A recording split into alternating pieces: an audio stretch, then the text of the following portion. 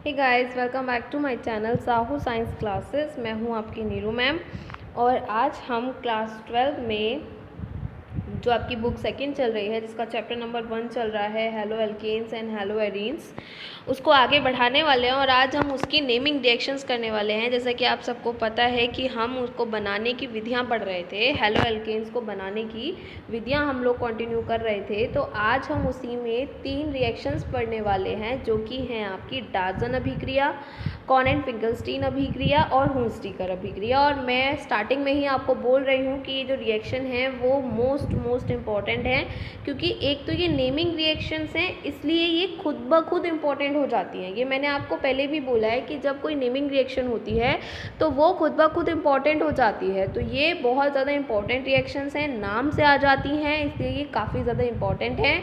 तो वीडियो को लास्ट तक देखना ताकि प्रॉपरली समझ आ सके। तो स्टार्ट करते हैं। सबसे पहले हम पढ़ेंगे डाल्टन अभिक्रिया।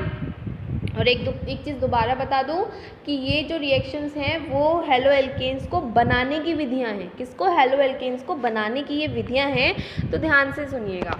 इसके बाद सबसे पहले अब हम पढ़ते हैं डाल्टन अभिक्रिया।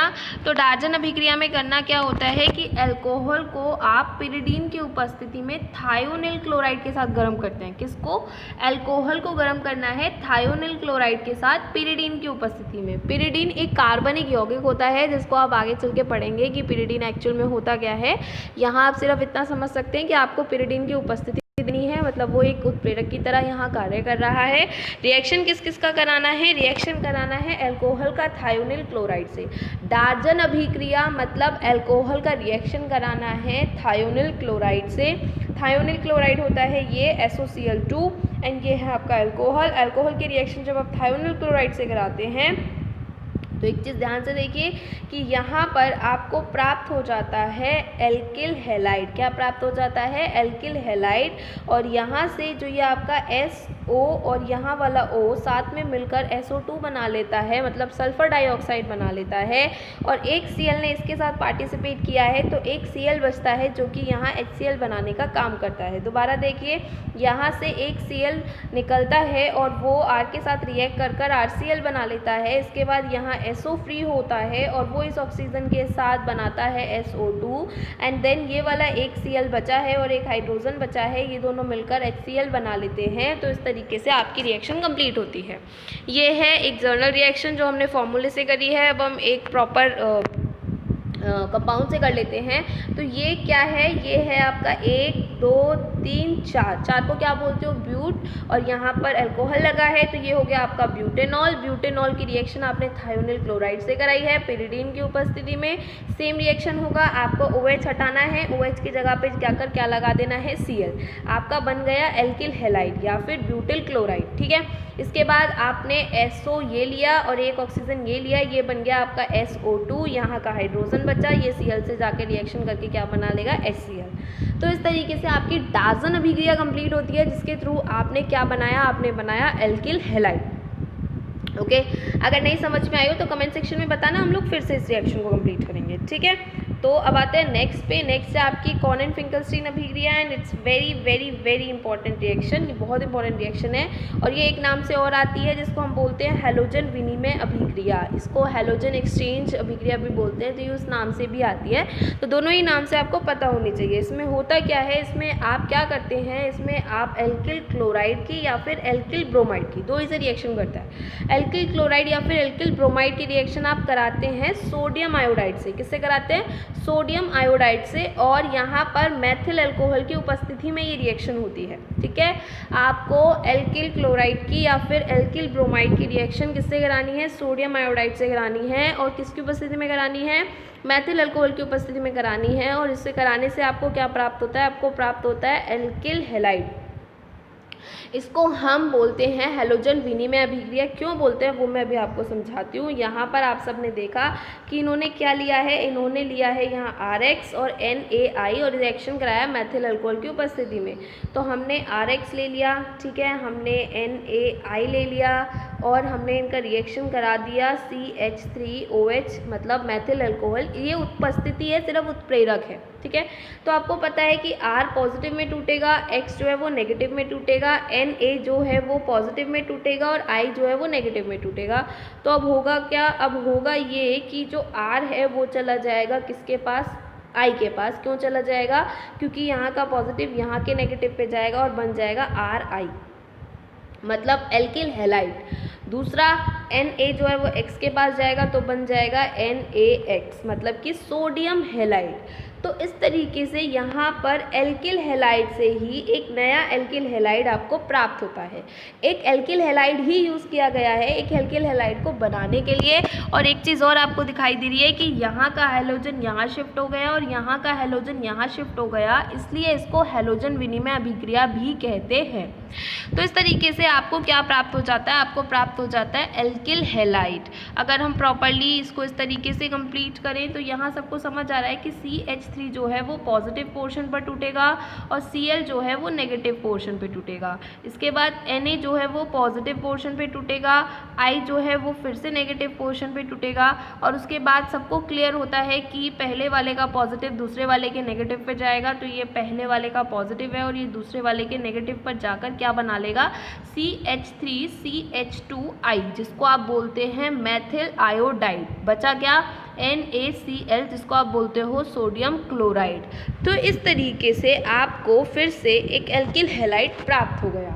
तो यहाँ पर हैलोजन एक्सचेंज हुआ है, इसीलिए इस रिएक्शन का नाम हैलोजन विनिमय भी है और इसको कॉनन फिंकलस्टीन अभिक्रिया भी कहते हैं। And it's very important reaction. आगे बढ़ते हैं, लास्ट रिएक्शन है, बहुत इंपॉर्टेंट है, काफ़ी बार बोर्ड्स एग्जाम में आई है, तो ये काफ़ी इंपॉर्टेंट रिएक्शन है। नाम है हुंस-डीकर अभिक्रिया। इसके अंदर क्या होता है, इसके अंदर आपको वसा अम्ल का सिल्वर लवण लेना है। वसा अम्ल होते हैं आपके, वसा अम्ल क्लियर कर देती हूँ मैं, RCOOH, जिनको आप कार्बोक्सिलिक एसिड बोलते हैं, यही होते हैं आपके वसा अम्ल।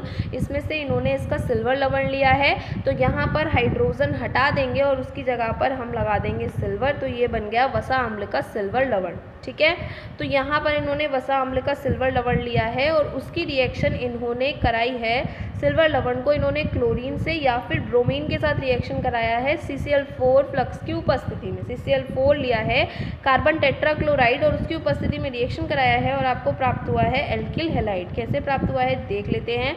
रिएक्शन कराया हमने RCOOAG का किसके साथ, या तो करा लीजिए Br के साथ या फिर करा लीजिए Cl के साथ। तो मैं फ़िलहाल पहले Br ले लेती हूँ। मैंने Br का रिएक्शन करा लिया। Br2 लिख लो, Br लिख लो, कोई इशू नहीं है। ठीक है, अब जब हम इसको तोड़ेंगे तो ये जो इतना पोर्शन आप सबको दिखाई दे रहा है ये नेगेटिव पे जाएगा, ये वाला पोर्शन जो है वो पॉजिटिव पे जाएगा।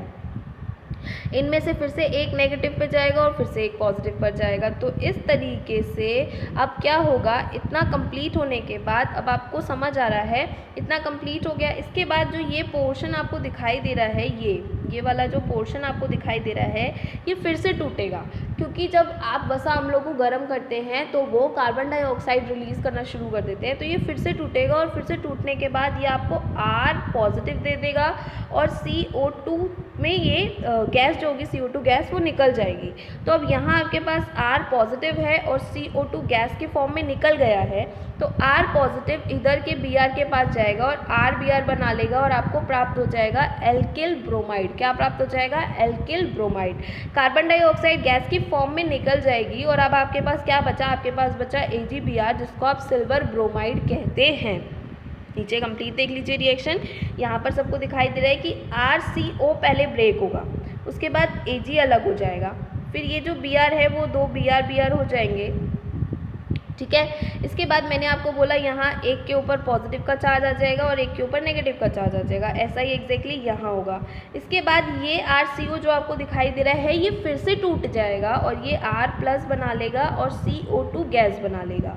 तो CO2 तो गैस की फॉर्म में निकल गया, ठीक है, बचा R पॉजिटिव यहाँ वाले के नेगेटिव के पास चला जाएगा, ठीक है, और एक साथ कंबाइन हो जाएंगे। या फिर मैं ये कहूँ कि ये जो दोनों का बॉन्ड है वो इस तरीके से यहाँ पर ब्रेक हो जाता है। ठीक है, ब्रेक होने के बाद एक Br जो होता है वो R के पास चला जाता है और एक जो होता है वो Ag के पास चला जाता है। तो इस तरीके से यहाँ पर बन गया RBR, जिसको आप एल्किल ब्रोमाइड बोलते हैं, सिल्वर ब्रोमाइड और कार्बन डाइऑक्साइड। ऐसा ही एग्जैक्टली नीचे होगा। जब आप नीचे रिएक्शन देख रहे हैं तो सबको समझ आ रहा है कि ये इतना पोर्शन अलग होगा, फिर ये इतना पोर्शन अलग होगा, फिर ClCl 2 पार्ट्स में डिवाइड हो जाएंगे। उसके बाद होगा क्या, उसके बाद सबको समझ आ रहा है कि CO2 मॉलिक्यूल जो है वो बाहर हो जाएगा, पूरा का पूरा बाहर निकल जाएगा। CH3 बचा है जो एक Cl के साथ जाकर रिएक्शन करेगा और CH3Cl, या जिसको आप मैथिल क्लोराइड बोलते हैं, वो बना लेगा। एंड देन बचेगा आपका AgCl, तो आप AgCl बाहर निकाल सकते हैं। तो इस तरीके से ये आपकी रिएक्शन कंप्लीट होती है। हुंस-डीकर बहुत इंपॉर्टेंट रिएक्शन है, तो ये भी कंप्लीट होती है। तो यहाँ आपकी तीनों टाइप की नेमिंग रिएक्शंस कंप्लीट होती हैं और आपकी जो ये वीडियो है वो भी कंप्लीट होती है बनाने की विधि की। तो इस तरीके से यहाँ पर आपकी ये तीनों टाइप की रिएक्शंस कंप्लीट होती हैं। आई होप सबको समझ आया होगा। तो वीडियो को लाइक करना है, चैनल को सब्सक्राइब करना है और फ्रेंड्स के साथ शेयर करना है और पढ़ाई करनी है। Okay, bye.